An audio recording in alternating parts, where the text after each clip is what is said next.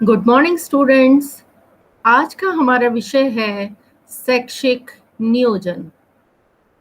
इस शैक्षिक नियोजन के उद्देश्य हम सबसे पहले देखेंगे।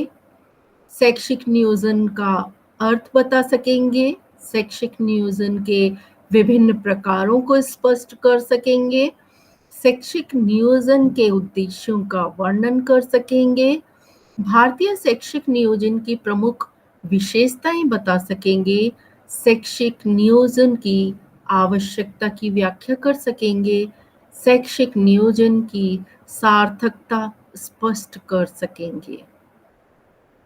ये हमारे आज के विषय के उद्देश्य थे। अब हम जब प्रस्तावना की बात करते हैं तो शैक्षिक नियोजन की प्रस्तावना में कोई भी राष्ट्र शिक्षा व्यवस्था को मजबूत किए बिना अपना विकास सुनिश्चित नहीं कर सकता। राष्ट्र अपनी आने वाली पीढ़ी के लिए ही ऐसी शिक्षा की व्यवस्था करता है जिसके द्वारा ऐसे कुशल एवं योग्य नागरिकों का निर्माण संभव हो सके, जो राष्ट्र निर्माण में अपना योगदान दें। ऐसा करने के लिए राष्ट्र की यह जिम्मेदारी है कि वह योजनाबद्ध तरीके से कार्य करे। इस हेतु यह अत्यंत आवश्यक है कि राष्ट्र के नीति निर्माता राष्ट्र की भावी आवश्यकताओं तथा उपलब्ध संसाधनों को ध्यान में रखकर शैक्षिक योजना इस प्रकार तैयार करें कि उससे प्रत्येक स्तर पर शिक्षा का संख्यात्मक तथा गुणात्मक दोनों ही प्रकार का विकास संभव हो सके। उचित शैक्षिक नियोजन के साथ साथ इन योजनाओं को कार्य रूप में परिणित करने के लिए कुशल प्रशासन की व्यवस्था हो। शैक्षिक प्रशासन और शैक्षिक नियोजन के उचित तालमेल से ही शैक्षिक प्रगति संभव है।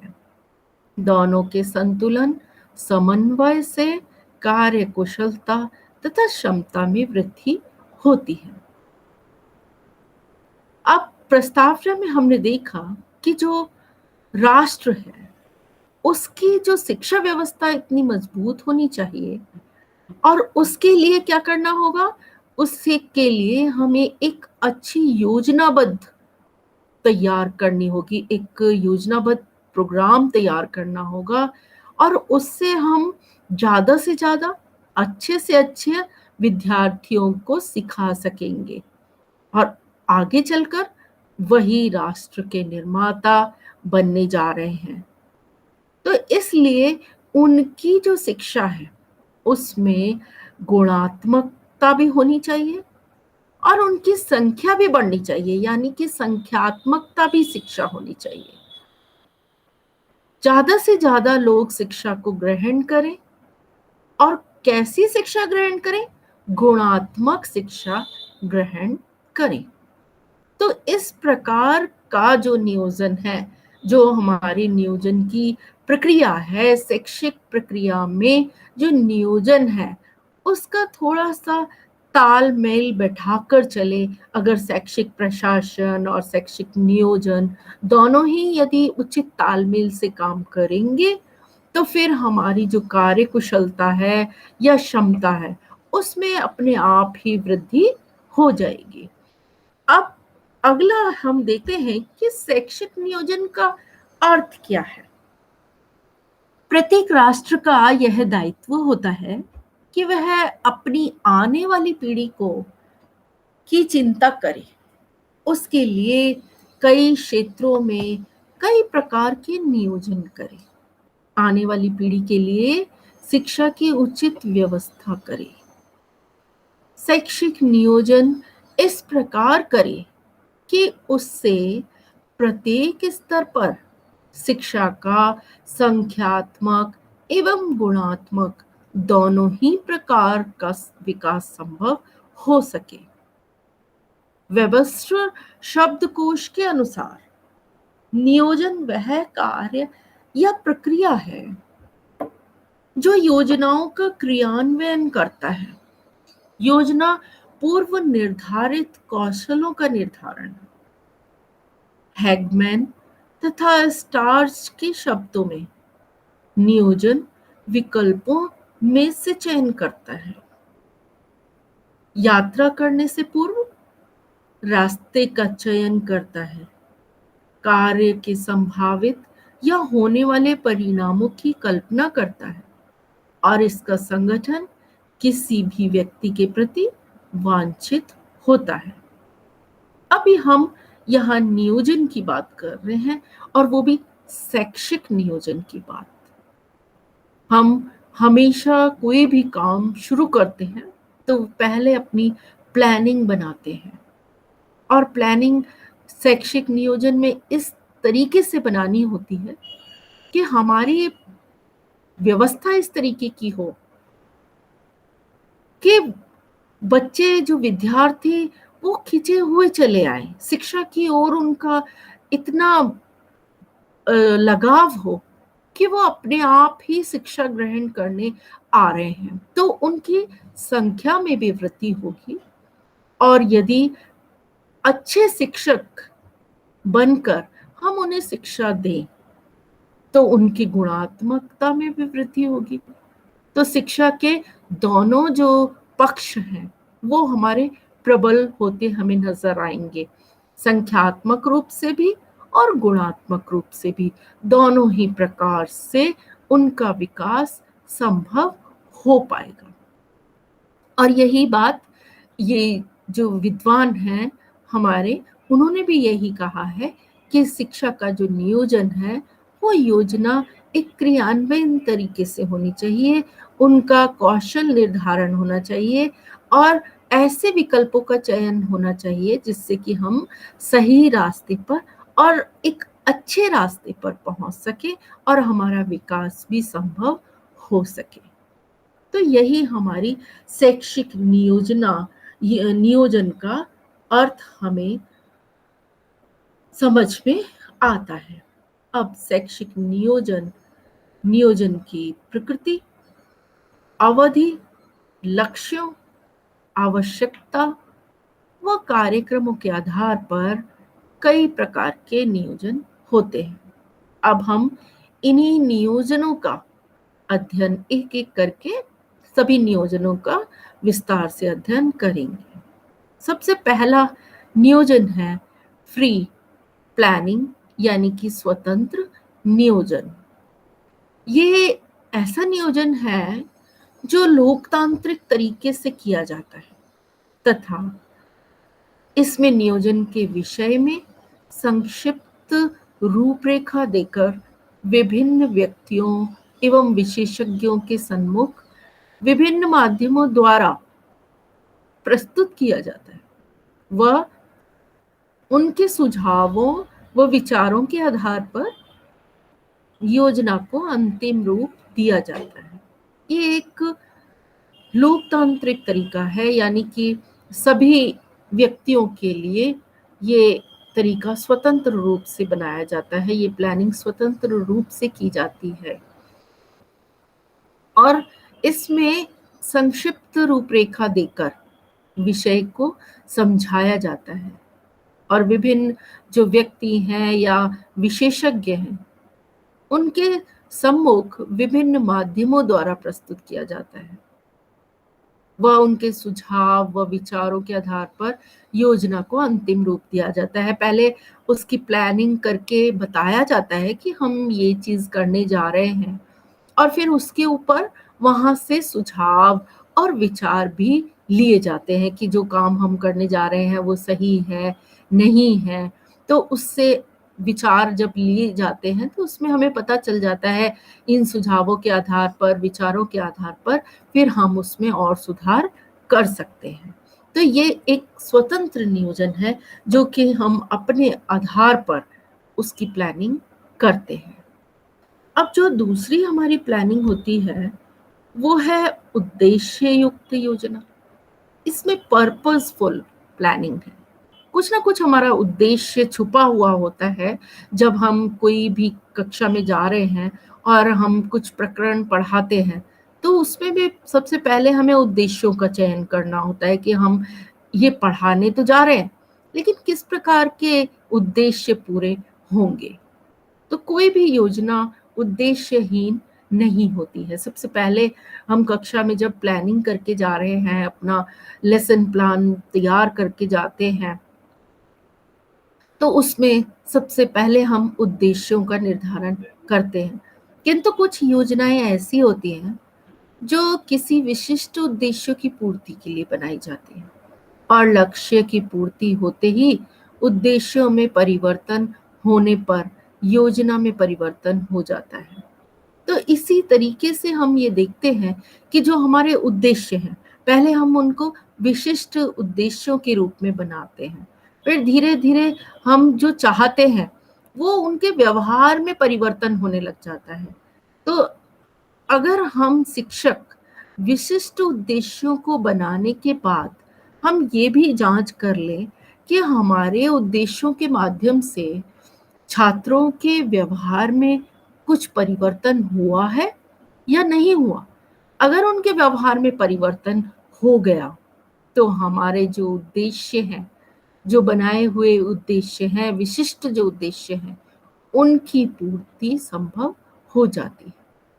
तो उद्देश्य युक्त योजना तो हमेशा ही बनानी चाहिए और उद्देश्य एक महत्वपूर्ण विषय भी है, जिसके आधार पर हमें बच्चों को, छात्रों को पढ़ाना चाहिए। अब उद्देश्यों के बाद हम दीर्घकालिक नियोजन, लॉन्ग टर्म प्लानिंग, दीर्घकालिक योजना बनाते हैं। इसमें क्या होता है कि समय अवधि के आधार पर योजना तैयार की जाती है। प्राय 5 वर्ष से अधिक या 10 वर्ष, 15 तथा 30 वर्षों के लिए तैयार की गई योजना को दीर्घकालीन नियोजन कहते हैं। इस प्रकार के नियोजन में से सूझबूझ दूरदर्शिता की ज़रूरत होती है। शिक्षा की नीतियों तथा कार्यक्रमों को लागू करने हेतु दीर्घकालिक शैक्षिक नियोजन का निर्माण किया जाता है। अगर हम देखें तो हम जो नेशनल पॉलिसीज़ हैं या कई संशोधन कार्यक्रम हैं, वो कम से कम हम इस तरीके के 5 वर्ष में चेंज होने वाले या 10 वर्ष में चेंज होने वाले, इस तरीके से बनाते हैं। लेकिन अगर हम ज़्यादा दे दूर तक के 15-30 साल की योजना तैयार करें, तो वो हमारी एक अलग दूरदर्शिता को देखते हुए योजना होती है। लेकिन हम इस नीति इन शिक्षा नीतियों तथा कार्यक्रमों को लागू करने हेतु दीर्घकालिक शैक्षिक योजना का निर्माण किया जाता है। क्योंकि वो जो योजनाएँ हैं हमारी अभी पूरी नहीं हो सकती। अब जब बच्चा प्राइमरी क्लास से हमारे स्कूल में पढ़ने आ रहा है, तो हम उनको अंतिम जो 12वीं कक्षा है, तब तक की पूरी प्लानिंग बनाकर देते हैं कि प्रथम कक्षा में यहाँ से यहाँ तक पढ़ना है, सेकंड में यहाँ से यहाँ तक, थर्ड में यहाँ से, तो उसका पूरा लेवल तैयार किया जाता है। तो फिर हमारी पूरी 12 साल तक की योजना तैयार हो जाती है कि फर्स्ट टू 12th जब तक वो स्कूल में रहेगा, तब तक उसकी योजना हमें क्या रखनी है। और इन्हीं योजनाओं के अनुसार फिर हमारे कार्यक्रम चालू होते हैं। तो ये एक दीर्घकालिक शैक्षिक योजना है। अभी एकदम से तैयार की गई और एकदम से लागू कर दें और वो पूरी भी हो जाए, इस तरीके की योजना नहीं है। ये एक दीर्घकालीन योजना होती है।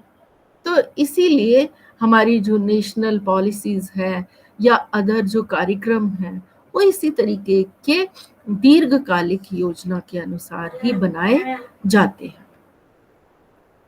अब इन कार्यक्रमों के बाद हमारी अल्पकालिक जो योजनाएँ हैं, वो किस प्रकार बनाई जाती हैं या किस आधार की होती है। अल्पकालिक नियोजन शॉर्ट टर्म प्लानिंग कहा जाता है। जब छोटी सी अवधि के लिए योजना तैयार की जाती है तो उसे अल्पकालिक नियोजन कहते हैं। प्राय 1 से 5 वर्ष के लिए निर्मित योजना को अल्पकालिक योजना कहते हैं, जो कि हमारी 5 वर्ष में पूरी हो जानी चाहिए। ये योजनाएं कम अवधि में ही पूरी हो जाती हैं। विद्यालय की प्रगति हेतु अल्पकालिक नियोजन आवश्यक है। कम समय के नियोजन में उत्साह बना रहता है। अगर हम बार बार चीज़ों को बदलते रहेंगे तो उसमें नई नई चीज़ें भी आती रहेंगी और उनमें रुचि भी बनी रहेगी। अगर हम पुरानी ही चीज़ों को लेते रहें, पढ़ाते रहें, तो फिर उसमें ऊब जाएंगे, बच्चे भी ऊब जाएंगे, उनको भी कोई इंटरेस्ट नहीं आएगा। तो इसलिए हमें अल्पकालीन योजना को तैयार करना होता है कि 1 साल के अंदर अंदर या 2 साल के अंदर अंदर ये योजना हमारी पूरी हो जानी चाहिए। फिर आगे और क्या क्या विकास हुए हैं उनके ऊपर नई नई योजनाएं शुरू करें, या हम उनके अंदर नए नए तरीकों को लाएं योजनाओं के, तो फिर वो अल्पकालीन योजना कहलाएंगी और बच्चों को भी एक खुशी भी होगी, उन्हें अच्छा भी लगेगा और रुचि भी लेंगे वो उसमें कि हम विद्यालय में जाकर और नई-नई चीज़ें सीख रहे हैं। अगर हम प्राचीन कालीन या परंपरागत जो ट्रेडिशनली विधियाँ चली आ रही हैं, अगर हम उन्हें ही अपनी प्लानिंग में रखें, तो कहीं न कहीं हमारा जो शिक्षण है, वो एक अच्छा शिक्षण नहीं कहलाएगा। हमें समय-समय पर उन्हें चेंज करते रहना चाहिए, प्लानिंग को बदलते रहना चाहिए। तो अल्पकालीन जो योजना है वो इस तरीके की योजना होती है। अब अगली जो योजना हम तैयार कर रहे हैं वो है स्थिर योजना, परमानेंट प्लानिंग। ऐसी योजनाएं जिनको एक बार निर्मित करने के बाद उसमें परिवर्तन नहीं किया जा सके, स्थिर योजना कहलाती है। यह कम लाभप्रद होती है क्योंकि इसमें आवश्यकता अनुसार परिवर्तन नहीं किया जा सकता है। तो ये जो स्थिर योजनाएं हैं उनका लाभ थोड़ा कम ही होता है। कभी कभी हम ऐसी योजनाएं बना लेते हैं कि वो परमानेंट है, हमारी ये योजनाएं ऐसे ही चलेंगी, तो फिर उनमें कोई चेंज करना ही नहीं है, उनमें कोई परिवर्तन आएगा ही नहीं। तो वो हमारी एकदम स्थिर योजना हो गई और उससे हमें लाभ भी कम पहुंच रहा है क्योंकि हम उसमें हमारी आवश्यकता के अनुसार परिवर्तन नहीं कर सकते। तो इसलिए जो स्थिर योजना है हमारे लिए कम लाभप्रद होती है। हमें योजनाओं को थोड़ा परिवर्तनशील बना लेना चाहिए। अब जब अगला जो हमारे पॉइंट आता है वो है गतिशील योजना। इस प्रकार के नियोजन में एक बार निर्मित हो जाने के बाद भी संसाधनों, परिवर्तित परिस्थितियों व आवश्यकताओं के अनुसार परिवर्तन किया जा सकता है ताकि उन्हें और अधिक लाभकारी बनाया जा सके। यह नियोजन स्वभाव से लचीला होता है। अधिकांश शैक्षिक नियोजन इसी प्रकार के होते हैं। तो हमने ये देखा कि जो इस तरीके का नियोजन है वो हमारे लिए एक लाभप्रद नियोजन हो रहा है क्योंकि इसे हम देखते हुए, हमारी परिस्थितियों को देखते हुए चेंज कर सकते हैं। हो सकता है कि हम कोई योजना तैयार करके आए हैं, जिन संसाधनों को हम लाए हैं उनसे हमारा कोई अच्छी प्लानिंग नहीं बैठ रही है, कक्षा में हम अच्छा उससे नहीं पढ़ा पा रहे हैं, तो हम उससे चेंज कर सकते हैं, उन परिस्थितियों को बदल सकते हैं। हो सकता है कि हम आज कुछ और विधि लाए हों और उसके अनुसार पढ़ा रहे हों, लेकिन हम अपनी आवश्यकताओं के अनुसार उसे परिवर्तित किया जा सकता है। हम उसको खेल विधि में चेंज कर सकते हैं कि बच्चों का आज वैसे मन नहीं है तो हम उन्हें खिलाकर पढ़ा सकते हैं। तो ये एक गतिशील नियोजन हो गया। हमने तुरंत उस चीज को चेंज कर दिया अपनी आवश्यकता के अनुसार। और जिस चीज को हम अगर थोड़ा हमारी व्याख्या वाली टेक्निक से पढ़ा रहे थे और अब हमने खेल विधि से पढ़ाना शुरू कर दिया, तो वो हमें लगा कि वो अधिक लाभकारी है, उससे बच्चा अच्छा सीख रहा है, तो हमने उस विधि से पढ़ाना शुरू कर दिया। हमने देखा कि लाभ हो रहा है। तो यह नियोजन स्वभाव से लचीला होता है। इस नियोजन को हम कभी भी परिवर्तित कर सकते हैं और वो गतिशील होता है कि हमने जो भी नियोजन बनाया, गतिशीलता ले आए, उसमें परिवर्तन ले आए और हमने वो लागू कर दिया। तो अधिकांश जो शैक्षिक नियोजन होते हैं वो इसी प्रकार के होते हैं। हम उनमें स्थिरता नहीं ला सकते, क्योंकि अगर हम स्थिरता ले आए और हमने सोच लिया है कि हमें आज यही करना है और उसी विधि से पढ़ाना है, और बच्चे भले ही समझे या नहीं समझे, बच्चों का मन उस तरीके से पढ़ने का है नहीं है, और हमने अपना पूरा उनके ऊपर थोप दिया, लाद दिया कि नहीं आज तो ऐसे ही पढ़ना है, तो उसका कोई लाभ ही नहीं होगा, बच्चों को समझ में नहीं आएगा, तो फिर आपके पढ़ाने का भी कोई मतलब नहीं रह जाएगा। तो इसीलिए गतिशील जो नियोजन है वो एक आवश्यक है, उसमें परिवर्तन होते रहने चाहिए। जैसी हमें आवश्यकता हो उसी के हिसाब से हमें परिवर्तन कर लेना चाहिए। अब हमारा अगला जो है वो है क्षेत्रीय नियोजन, रीजनल प्लानिंग। जब शैक्षिक नियोजन क्षेत्र की परिस्थितियों, आवश्यकताओं एवं साधनों को ध्यान में रखकर किया जाता है तो फिर क्षेत्रीय नियोजन कहलाता है। कि हमने शैक्षिक नियोजन किया है, वो कुछ क्षेत्र की जो परिस्थितियां हैं उनको देखते हुए हमने वहां उसका नियोजन किया और उसी तरीके की हमें आवश्यकताएं महसूस हुई और वैसे हमें साधन भी मिल गए, तो उन साधनों के हिसाब से भाई यहाँ इन साधनों को ही हम काम में ले सकते हैं, तो ठीक है हमने उन साधनों को ही काम में ले लिया। तो यहाँ एक क्षेत्र की जो परिस्थितियां हैं उसको देखते हुए हमने नियोजन करा है, क्षेत्र नियोजन कहलाता है। यह नियोजन स्थानीय स्तर, जिला स्तर, संभागीय स्तर, राज्य स्तर तथा केंद्रीय राष्ट्रीय स्तर पर किया जाता है।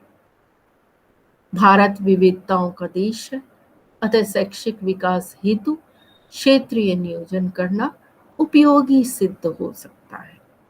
अब हमने अलग अलग प्रकार के स्थान देखे, हमने जिले देखे। हम ये नहीं कह सकते कि जो हम राजस्थान में जिन विधियों का प्रयोग कर रहे हैं तो वही हम साउथ में जाके, पंजाब में जाके वहां भी हम उन्हीं विधियों का प्रयोग करेंगे, ऐसा नहीं है। हमने क्षेत्र के हिसाब से नियोजन करना है कि किस तरीके का क्षेत्र है, उसी प्रकार से हमें अपनी प्लानिंग करनी होती है। राज्य किस प्रकार का है, वहाँ अगर पहाड़ी क्षेत्र है तो हमें किस प्रकार की चीजें हमें व्यवस्था जुटानी होगी, हमें प्लानिंग करनी होगी कि वहाँ हमें क्या चीजें मिल सकती है, उनके आधार पर हम उन्हें पढ़ाएंगे, उन बच्चों को सिखाएंगे। तो इसलिए जो हम ये दिमाग में रखेंगे कि भारत देश जो है विविधताओं का देश है, अगर हमारी इस तरीके की अगर हम प्लानिंग सीख लेते हैं तो हम ये मान के चलते हैं कि जो हमारी नौकरी है या सर्विस है वो किसी भी क्षेत्र में लग सकती है, किसी भी स्थान पर लग सकती है, तो हम उस तरीके से अपनी विधियों को चेंज कर लें, हम उनमें विविधताएं ला सकते हैं। क्योंकि हम देखते हैं कि हमारा देश एक विविधताओं का देश है और शैक्षिक विकास के हेतु हमें क्षेत्रीय नियोजन करना ही होगा। और जब हम क्षेत्रीय नियोजन करना सीख जाते हैं, इस तरीके के क्षेत्र के आधार पर प्लानिंग करना सीख जाते हैं, तो ये हमारे लिए उपयोगी सिद्ध होगा और उससे कहीं ना कहीं छात्रों को भी लाभ मिलेगा। तो इस तरीके से जो क्षेत्रीय नियोजन है वो भी हमारे लिए इम्पोर्टेंट है। अब ये हम बहुत से प्रकार के नियोजन देख रहे हैं और इन्हें हमारे जो शिक्षक हैं उनके दिमाग में ये चीज़ें होनी चाहिए कि इस तरीके से हमारी प्लानिंग हो सकती है शिक्षा के वक्त। अब हमारी संस्थागत नियोजन, अब इंस्ट्रक्शनल प्लानिंग, इस प्रकार का नियोजन संस्थाओं द्वारा किया जाता है। जो भी संस्था है, स्कूल्स, कॉलेजेस हमारे सामने जब हैं, तो संस्थाएं अपनी आवश्यकताओं, संसाधनों को ध्यान में रखते हुए शैक्षिक नियोजन करती हैं। वर्तमान में संस्थागत नियोजन पर अधिक बल दिया जाता है क्योंकि हम ये देखते हैं कि कई स्कूल्स थोड़े बड़े लेवल के होते हैं, अच्छे स्कूल्स होते हैं जहाँ पर हमें बहुत सारी सुविधाएं मिल जाती हैं, तो हम उन्हें आवश्यकता के अनुसार उन्हें काम में ले लेते हैं।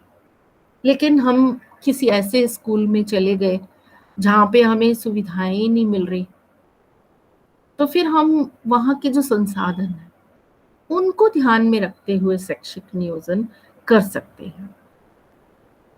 और जो आजकल जो चल रहा है वर्तमान में, यही स्थिति है कि शिक्षक जब किसी भी संस्था से जुड़ता है तो वहाँ की स्थिति देखते हुए, वहाँ का नियोजन प्लानिंग देखते हुए वो चलता है कि मैं जब कक्षा में जा रहा हूँ, मुझे किस किस प्रकार की चीज़ें आवश्यकता मुझे महसूस हो रही है, मैं किन संसाधनों के माध्यम से विद्यार्थियों को पढ़ाऊँ। तो फिर वो उसी आधार पर संस्थागत नियोजन करता है कि मेरी संस्था तो इसी लायक है और मैं इन्हीं चीज़ों से बच्चों को पढ़ा सकता हूँ, अच्छे से अच्छा उन्हें इन्हीं संसाधनों के माध्यम से बता सकता हूँ। तो संस्थागत जो नियोजन है वो एक महत्वपूर्ण है क्योंकि हम सभी हमारी पढ़ाई करने के बाद, ट्रेनिंग करने के बाद किसी न किसी संस्था से जुड़ जाते हैं। तो हमें इस तरीके की चीज़ें ज़रूर ध्यान में रखनी चाहिए कि संस्थागत नियोजन के आधार पर ही हम अपनी नियोजन योजना बनाएं। अब अगला हमारे सामने आता है प्रशासनिक योजना। अब प्रशासनिक योजना हमारी इस प्रकार की होती है कि प्रशासनिक दृष्टि से निरीक्षण करने, पर्यवेक्षण करने तथा नियंत्रण रखने संबंधी जो भी योजना तैयार की जाती है उसे प्रशासनिक योजना के अंतर्गत ही माना जाता है। अब ये भी इम्पोर्टेंट है प्रशासनिक योजना, क्योंकि यदि प्रशासन अपनी दृष्टि से निरीक्षण नहीं करेगा, पर्यवेक्षण नहीं करेगा और वो नियंत्रण नहीं रखेगा, तो फिर योजना के अंतर्गत कहीं ना कहीं प्रशासन की ढील के कारण अच्छा नियोजन नहीं हो सकता। तो अच्छे नियोजन के लिए प्रशासन को भी अपनी एक योजना बनानी चाहिए, जिस योजना के अंतर्गत उन्हें किस प्रकार से शिक्षकों को तैयारी करवानी है, कैसे उन्हें जो उनकी आवश्यकताएं हैं पढ़ाने के लिए जो चीज़ें हैं वो उपलब्ध करानी है। हमें क्लासेस, सबसे पहले तो यही है कि हम प्रशासनिक तौर पर देखें, उनके दृष्टिकोण को ध्यान में रखकर हम एक बिल्डिंग तो प्रोवाइड करा देते हैं, बिल्डिंग तो हमें मिल जाती है कि भाई इसमें हमें क्लासेस लेनी है, लेकिन उसके आधार पर भी हमें वहाँ क्लासेस की व्यवस्था करना, क्लासेस के बाद उसमें ब्लैक बोर्ड की व्यवस्था करना, ब्लैक बोर्ड के बाद उनमें अच्छे शिक्षकों की व्यवस्था करना और अच्छे शिक्षकों के बाद फिर उनका निरीक्षण भी समय समय पर करना, पर्यवेक्षण करना कि किस आधार पर बच्चों को वो पढ़ा रहे हैं, इसका भी हमें नियंत्रण रखने के संबंधी योजनाओं की तैयारी की जाती है। तो ऐसे जो प्रशासनिक नियोजन है, तो उसी के अंतर्गत इस प्रकार की योजना मानी जाती है कि जो कि प्रशासन वहाँ पर पूरा अपना नियंत्रण रख रहा है। अब अगला जो है वो है आवश्यकता पर आधारित नियोजन। आवश्यकता पर आधारित जो नियोजन है वो नीड बेस्ड प्लानिंग है कि प्रत्येक देश की आवश्यकताएं भिन्न भिन्न होती हैं, अतः शिक्षा योजना भी हर देश की अलग अलग होती है। अविकसित एवं विकासशील देश अपनी अपनी आवश्यकताओं को ध्यान में रखते हुए ऐसा शैक्षिक नियोजन तैयार करते हैं जिससे उनका विकास हो सके। तो यहाँ जब हम आवश्यकता की बात करते हैं तो उस प्लानिंग में प्रत्येक देश को ये देखना होता है, हर देश की अपनी अपनी प्लानिंग होती है कि किस आधार पर, किस प्रकार की हम प्लानिंग करके अपनी शिक्षा व्यवस्था को बनाएं। तो उस प्लानिंग के हिसाब से हमें चलना होता है।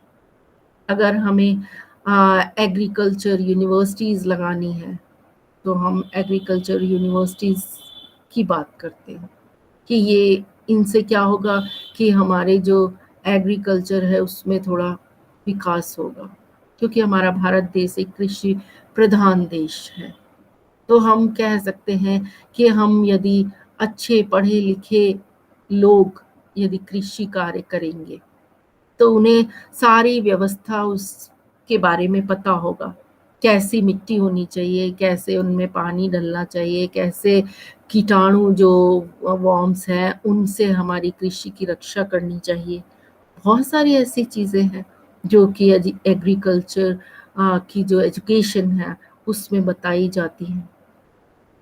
तो उससे क्या होगा, हमारे जो शिक्षा व्यवस्था है एग्रीकल्चर की वो अच्छी डेवलप होगी और पढ़े लिखे जो व्यक्ति हैं वो उनमें काम करेंगे तो कहीं ना कहीं उसमें बढ़ावा मिलेगा, हमारी कृषि अच्छी होगी, कृषि व्यवस्था अच्छी होगी और हम उनमें जो भी दवाइयाँ डालनी होती हैं या हमें किस प्रकार से खेती करनी चाहिए, कैसे बढ़ावा मिल सकता है, तो वो सारा हम इस योजना के अंतर्गत कर सकते हैं।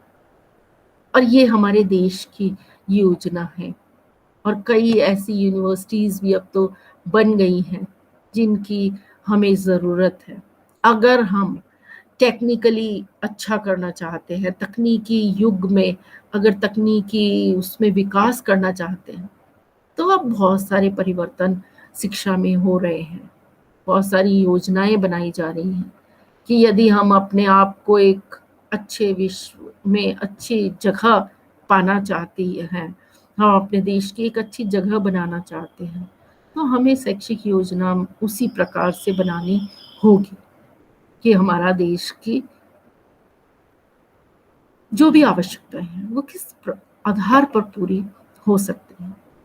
और फिर उन्हीं आवश्यकताओं को पूरा करते-करते हमारी एक प्लानिंग तैयार हो जाती है, जिससे कि हमारे देश का विकास संभव हो जाता है। तो इस तरीके से हम ये देखते हैं कि जिस जिस प्रकार से हमारे देश की आवश्यकता महसूस होती है, उसी के आधार पर हम शैक्षिक नियोजन अपना तैयार कर लेते हैं और उसी के आधार पर विद्यार्थी भी तैयार होते चले जाते हैं। अब अगला हमारे सामने विषय आता है साधन पर आधारित नियोजन, मीन्स बेस्ड प्लानिंग।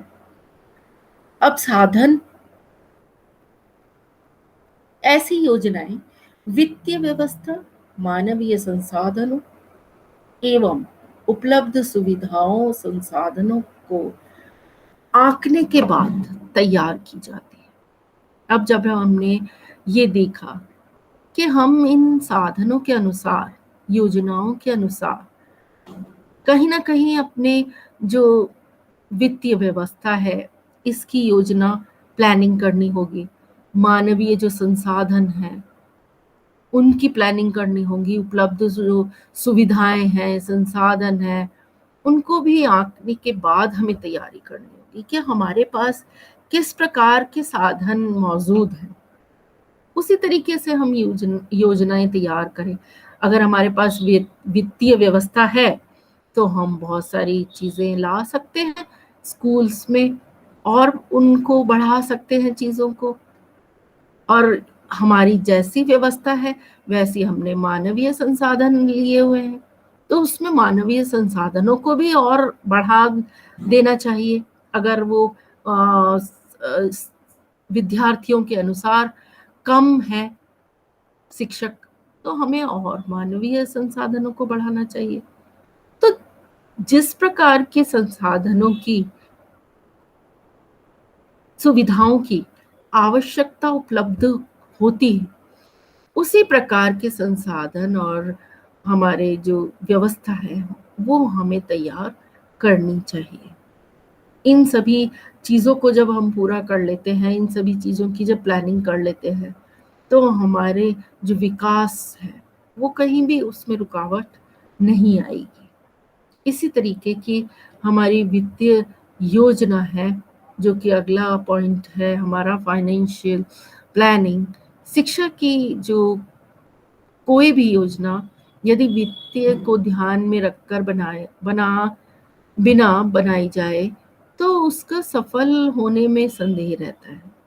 हम ये कह सकते हैं कि हम सफल नहीं हो पाएंगे, क्योंकि हमें वित्तीय योजना को ध्यान में सबसे पहले रखना होगा। नियोजन करते समय यह अवश्य ध्यान दिया जाता है कि शिक्षा के कार्यक्रमों, योजनाओं एवं प्रयासों के लिए कहाँ और कितना से धन प्राप्त होगा। भाई हमें धन की तो आवश्यकता पड़ेगी ही पड़ेगी। शैक्षिक संसाधन से जुटाने के लिए, योजनाएं बनाने के लिए, उनको क्रियान्वयन करने के लिए तो हमें धन की आवश्यकता पड़ेगी। और हमारे पास यदि बहुत अच्छा पैसा है तो हम उसमें बहुत सारी सुविधाएं शिक्षकों के लिए, बालकों के लिए उपलब्ध करा सकेंगे। तो वित्तीय प्लानिंग तो सबसे इम्पोर्टेंट होती है। और जहाँ वित्तीय प्लानिंग बहुत अच्छी चल रही है वहाँ पर हमने ये देखा भी है कि शिक्षक के जो कार्यक्रम है या छात्रों का विकास जो है या शिक्षकों का विकास है वो बहुत अच्छी तरीके से हो रहा है। और जहाँ पर हमने देखा है कि वित्तीय की प्लानिंग कमजोर है, वहाँ के स्कूल्स अच्छे से नहीं चल पा रहे हैं, जो व्यवस्था है अध्यापकों की वो भी अच्छे से नहीं हो पा रही है, तो इसी तरीके से जो हमारी वित्तीय प्लानिंग है वो हमारा कहीं ना कहीं विकास करती ही है। तो वित्त की प्लानिंग के अनुसार ही शिक्षा व्यवस्था, शिक्षा की योजना सभी तैयार की जाती है। अब अगला जो पॉइंट है वो हमारा है गुणात्मक नियोजन। गुणात्मक नियोजन हमें क्वालिटेटिव प्लानिंग, शिक्षा में गुणात्मक विकास लाने के लिए उत्तरदायी कारकों, शिक्षक, शिक्षार्थी, शिक्षण विधि, सहायक सामग्री, मूल्यांकन प्रणाली एवं पाठ्यक्रम आदि को ध्यान में रखकर किए गए नियोजन को गुणात्मक नियोजन कहते हैं। इस तरह की योजनाएं अपने देश में बन रही हैं। ये एक इम्पॉर्टेंट है कि गुणात्मक नियोजन, जो भी हम प्लानिंग करें उसमें गुणात्मकता का विकास हो, ये सोचकर हम प्लानिंग करें। तो शिक्षक जब कक्षा में जा रहा है तो इन सभी चीजों को देखें, क्योंकि वो इन सब कारकों के लिए उत्तरदायी है कि शिक्षार्थी का विकास हो रहा है या नहीं, शिक्षक खुद अपना विकास कर रहा है या नहीं, और किस आधार पर विकास हो रहा है। शिक्षण विधियों के आधार पर, सहायक सामग्रियों के आधार पर, और मूल्यांकन प्रणाली इस प्रकार की हो या हमारा पाठ्यक्रम इस प्रकार का हो, तो उन सभी चीज़ों को ध्यान में रखकर नियोजन करना चाहिए। और फिर गुणात्मक नियोजन तो इस तरीके से होना चाहिए कि कहीं ना कहीं हमारा देश भी उस योजना के द्वारा विकासात्मक प्रवृत्ति अपना सकेगा। तो गुणात्मक नियोजन में हमें शिक्षार्थी का विकास भी होता है, शिक्षक का भी विकास हो रहा है, शिक्षण विधियां भी हम अलग अलग तरीके की प्रयोग में ला रहे हैं, सहायक सामग्री का भी अलग अलग प्रकार से उनमें विकास कर रहे हैं। तो इस तरीके से जो हमारी सहायक सामग्री है, मूल्यांकन प्रणाली है, इनमें भी हम समय समय पर विकास कर सकते हैं। पाठ्यक्रम में भी अलग नियोजन बना सकते हैं, उनमें भी गुणात्मकता का विकास हो, इस तरीके का पाठ्यक्रम तैयार कर सकते हैं। तो बहुत सारी चीजें हमें ध्यान में रखकर नियोजन बनाना चाहिए, प्लानिंग करनी चाहिए, ताकि हमारा गुणात्मक विकास हो सके, हम कुछ अच्छा सीख सके और नया सीख सके। इस तरीके की कुछ प्लानिंग होनी चाहिए। अब अगली जो हमारी प्लानिंग है वो शैक्षिक नियोजन की प्रक्रिया, किस प्रकार हम इस प्रक्रिया को बना सकते हैं। अब शैक्षिक नियोजन की प्रक्रिया के बाद भारत में योजनाओं के निर्माण हेतु योजना आयोग का गठन 1950 ईस्वी में किया गया है, जिसमें 8 सदस्य हैं, मंत्रिमंडल के सदस्य, परामर्शदाता, विशेषज्ञ, प्रशासक आदि सम्मिलित रहते हैं। इस आयोग का अध्यक्ष प्रधानमंत्री तथा उपाध्यक्ष योजना मंत्री हुआ करता है। योजना आयोग का प्रमुख कार्य प्रशासनिक नीतियों का निर्माण करना है, विकास हेतु नवीन कार्यक्रम तैयार करना, धन की व्यवस्था करना एवं उसे प्रत्येक मद पर व्यय करने हेतु सुझाव देना आदि। किसी योजना निर्माण की कार्यप्रणाली में निम्नलिखित चरण सम्मिलित किए जाते हैं। अब हम यहाँ शैक्षिक नियोजन प्रक्रिया की प्रोसेस की बात कर रहे हैं, तो हम बहुत से सदस्यों के माध्यम से हम ये योजना तैयार करते हैं।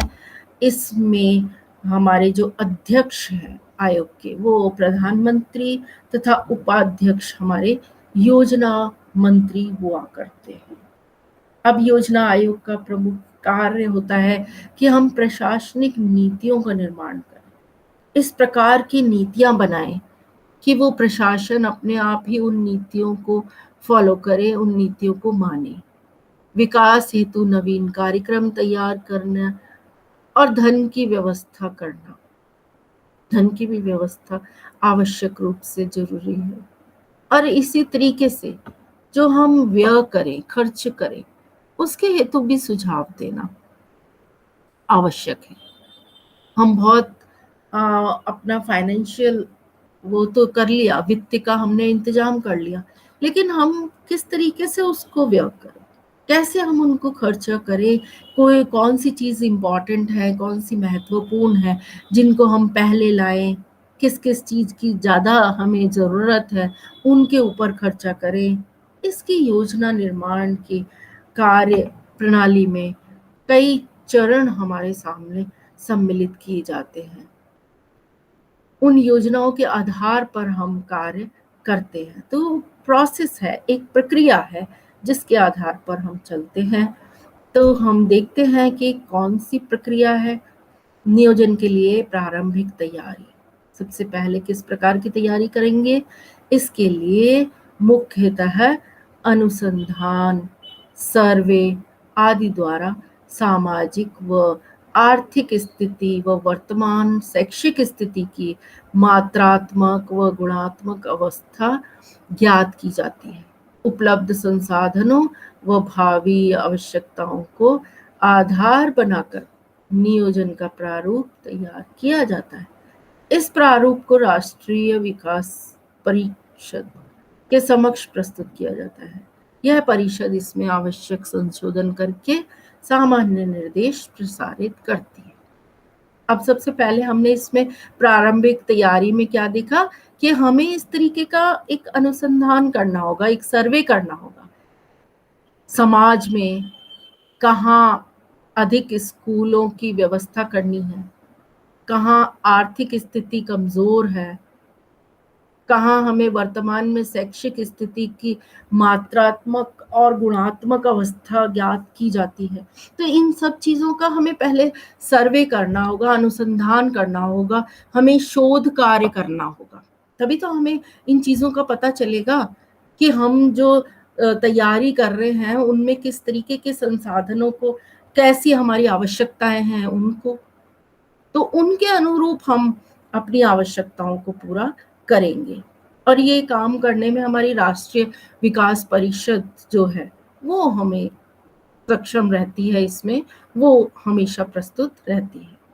तो इसी तरीके से उनमें संशोधन किया जाता है और इस तरीके से निर्देश भी हम प्राप्त कर सकते हैं, प्रसारित कर सकते हैं। अब जब बात आती है विशेषज्ञों द्वारा विचार विमर्श की, तो कंसल्टेंसिंग तो करनी ही पड़ती है। जो स्पेशलिस्ट हैं, विशेषज्ञ हैं, उनकी भी राय, विचार विमर्श उनसे भी होना जरूरी है। भाई हमारा केवल शोध कार्य करने के बाद हम जो चीजें ला रहे हैं उनके ऊपर विचार विमर्श करना, विशेषज्ञों से विचार करना कि अब आप बताइए, हमने ये खोज करी है, इन चीजों की आवश्यकता हमें महसूस हो रही है। तो परिषद द्वारा दिए गए जो सुझाव हैं संशोधन को प्राप्त करने के विशेषज्ञों की बैठकों में उस प्रारूप पर विचार विमर्श प्रारंभ होता है। अब विशेषज्ञों के अतिरिक्त शिक्षाविदों के पैनल नियुक्त होते हैं। बहुत सारे शिक्षाविद उसमें शामिल किए जाते हैं जो शिक्षा की नीतियों को ध्यान में रखकर योजना के प्रत्येक पहलू पर कार्यदल के अनुरूप में शैक्षिक प्रगति को ध्यान में रखकर विचार करते हैं। अब कार्यदलों की सहायता हेतु केंद्र एवं राज्य स्तर के शिक्षा अधिकारी भी अपने कार्यक्रम और योजनाओं को विचारार्थ प्रस्तुत करते हैं, जिसके आधार पर संपूर्ण देश अथवा राज्य विशेष की शिक्षा प्रगति हेतु योजना तैयार की जाती है। तो यहाँ हमने देखा कि जो भी हमारे सुझाव आए, संशोधन आए, उन पर विशेषज्ञों की बैठक होती है और विशेषज्ञों में शिक्षाविद भी शामिल होते हैं और वो शिक्षा की जो भी नीतियां हैं उनके आधार पर योजना बनाना शुरू कर देते हैं। और फिर वो जो कार्यदल है उसमें अपनी सहायता के अनुसार केंद्रों में, राज्यों में जाकर शिक्षा अधिकारी को बताया जाता है और शिक्षा अधिकारी भी अपने कार्यक्रम, योजना उनमें विचारार्थ प्रस्तुत करते हैं, जिसके आधार पर पूरे संपूर्ण देश में इस तरीके से जो राज्य विशेष है उसमें शिक्षा प्रगति की जो योजना तैयार की जाती है। अब जो अगली व्यवस्था है स्मरण पत्र, उसमें विभिन्न कार्यदलों एवं कार्यक्रमों के आधार पर हम इस तरीके का जो पत्र है आधार पर योजना आयोग एक स्मरण पत्र तैयार करता है, जिसे हम राष्ट्रीय विकास परिषद के समक्ष पुनः रखा जाता है। परिषद अपने मूल सुझावों के साथ उसे पुनः आयोग के पास विचारार्थ भेज देती है। स्मरण पत्र में हमें जो भी हमारे कार्य हैं और जो भी हमारे कार्यक्रम हमने बनाए, पहले हमने रिसर्च कर ली, पहले हमने शोध कार्य कर लिया, क्या क्या चीजें हमें जरूरत है, उसके बाद विशेषज्ञों से हमने जानकारी ले ली और विशेषज्ञों ने कुछ हमारी विचारों को रखा, उसके आधार पर फिर हमने कार्यक्रम तैयार किए, योजनाएं तैयार करी। तो फिर हम उस योजना को एक स्मरण पत्र के द्वारा फिर दोबारा भेजते हैं राष्ट्रीय विकास शिक्षा परिषद के सम्मुख कि अब आप देख लीजिए, हमने ये तैयार कर ली हैं चीजें, अब आप हमें सुझाव दे दीजिए कि किस प्रकार से हमें इन्हें पुनः इसका वो करना होगा। तो फिर ये हमारा पुनः विचारार्थ के लिए भेजा जाता है, जो स्मरण पत्र कहलाता है, कि हमारा एक बार उनको और याद दिला दें कि इस तरीके की हमने जो चीजें चाहिए थी, आवश्यकता के अनुरूप हमने जो चीजें मांगी थी, तो वो हमने आप पूरी कर ली हैं, अब आप देख लीजिए और सुझाव देना है तो दे दीजिए, अब हम अपना व्यवस्था करेंगे। उसके बाद विधानसभा द्वारा संसद की स्वीकृति मिलती है कि अब अप्रूवल आपको मिल गया है, अब आप अपनी शैक्षिक व्यवस्था शुरू कर सकते हैं। उसके बाद नियोजन के प्रारूप को अंतिम स्वरूप प्रदान कर अंतिम रूप दिया जाता है और फिर इसे विधानसभा एवं संसद की आवश्यक स्वीकृति के लिए प्रस्तुत किया जाता है। राज्यों में विधानसभा तथा केंद्र में संसद की स्वीकृति मिल जाने पर योजना को क्रमशः राज्यों एवं संपूर्ण देश में क्रियान्वित किया जाता है। इस तरीके से फिर धीरे धीरे हमारे जो केंद्र है, सरकार है, केंद्र में संसद की स्वीकृति मिल जाने के बाद फिर हमारी योजना तैयार हो जाती है। ये जब राज्यों में पहुंचता है, फिर राज्यों के बाद संपूर्ण देश में धीरे धीरे फैल जाता है, फिर ये कार्यक्रम शुरू हो जाते हैं। अब इसके बाद क्रियान्वयन, स्वीकृति मिलने पर इसे क्रियान्वित करने का समय निर्धारित कर केंद्र व राज्य सरकारें इसे क्रियान्वित करने का आदेश जारी करती हैं, वह योजना अनुसार कार्य प्रारंभ हो जाता है और समय समय पर आवश्यकता अनुसार संशोधन कार्य भी चलता रहता है। फिर अंत में हम मूल्यांकन की चर्चा कर सकते हैं कि मूल्यांकन योजना के क्रियान्वयन के पश्चात उसका मूल्यांकन आवश्यक होता है कि हमने एक योजना तैयार तो कर दी, लेकिन फिर भी इस पर नजर डालनी जरूरी है कि किस प्रकार से ये योजना चल रही है, सही चल रही है या इसमें कुछ परिवर्तन की आवश्यकता है। तो इस तरीके से जब तक हम उसका मूल्यांकन नहीं करेंगे तब तक हमें ये पता नहीं चल पाएगा कि जो उद्देश्य हम पूरा करना चाह रहे थे इस योजना के अनुसार वो हमारा पूरा हुआ या नहीं हुआ। तो इस प्रकार हमने देखा कि किस प्रकार से शैक्षिक नियोजन किया जाता है। अब हम बात करते हैं भारतीय शैक्षिक नियोजन की विशेषताएं बहुत सारी हैं। अब इन विशेषताओं को हम देखें तो भारत में शैक्षिक नियोजन आर्थिक नियोजन के एक अंग के रूप में कार्य करता है कि भाई आर्थिक नियोजन आवश्यक है। अगर हम शैक्षिक नियोजन की बात करते हैं तो वहाँ शैक्षिक नियोजन भी जुड़ा हुआ है और आर्थिक नियोजन भी उससे जुड़ा हुआ है। तो शैक्षिक योजना द्वारा व्यक्ति एवं दोनों के संतुलन विकास पर बल दिया जाता है। यहाँ पर शैक्षिक योजना भी है और उसके द्वारा व्यक्ति एवं दोनों के संतुलित विकास, शैक्षिक योजना भी बनाई है और व्यक्ति का भी विकास हो रहा है। तो इस तरीके से इस पर बल दिया जाता है और देश में सांस्कृतिक, आर्थिक व सामाजिक प्रगति के लक्ष्यों को ध्यान में रखते हुए भी शैक्षिक नियोजन किया जाता है। अब भारत में अंधविश्वास, रूढ़िवाद, वादिता तथा अज्ञानता को शैक्षिक नियोजन के द्वारा ही दूर करने का प्रयास किया जाता है। और शैक्षिक नियोजन करते समय कई बातों का हमें ध्यान भी रखा जाता है कि हम आर्थिक प्रगति भी हो, हमारी मानवीय संसाधनों को उपयोगी बनाने का लक्ष्य भी शैक्षिक नियोजन में निहित होता है।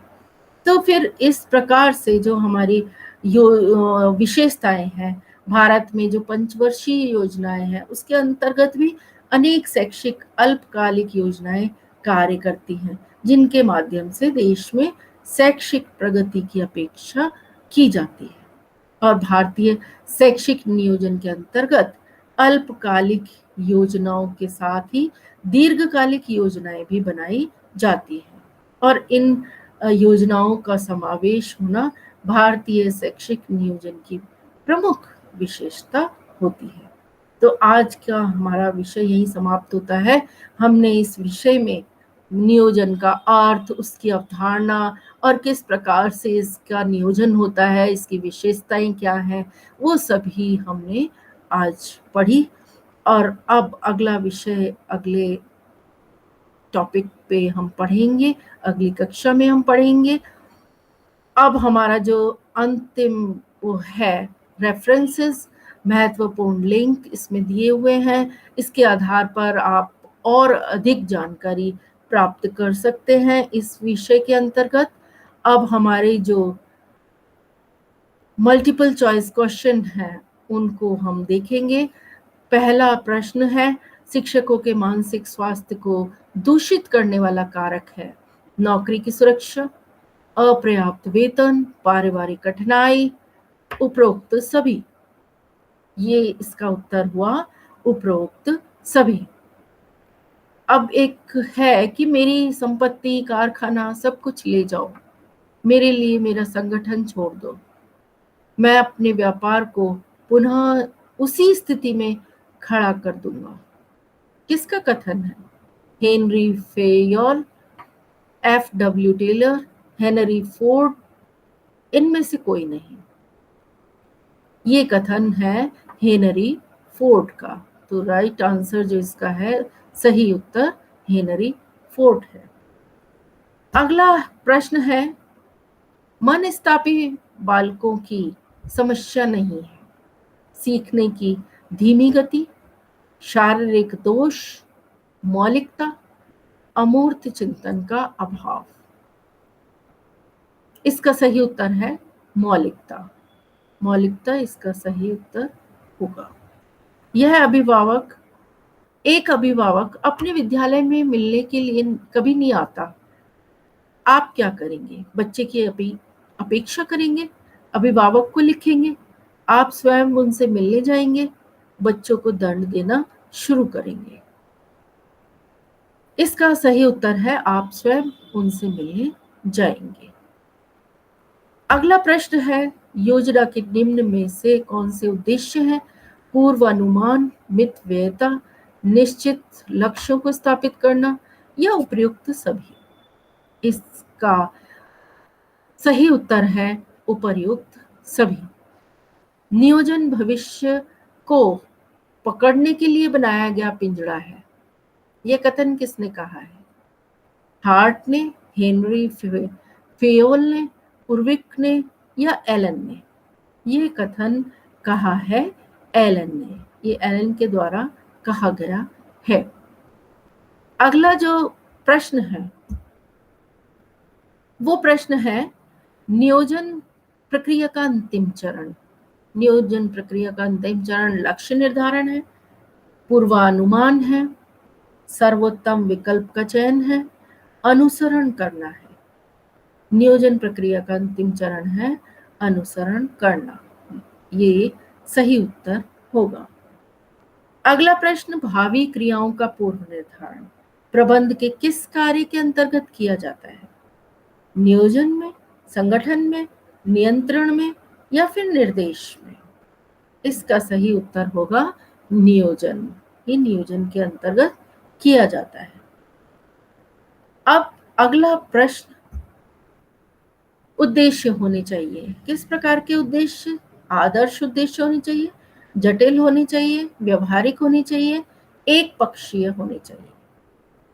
उद्देश्य हमेशा व्यवहारिक होने चाहिए। तो सही उत्तर हुआ व्यवहारिक। अगला प्रश्न, अंतिम प्रश्न, निम्न का योजना से संबंध नहीं है। किससे संबंध नहीं है? बजट का, अभिप्रेरणा का, कार्यक्रम का या कार्य अवधि का? योजना का संबंध अभिप्रेरणा से नहीं है।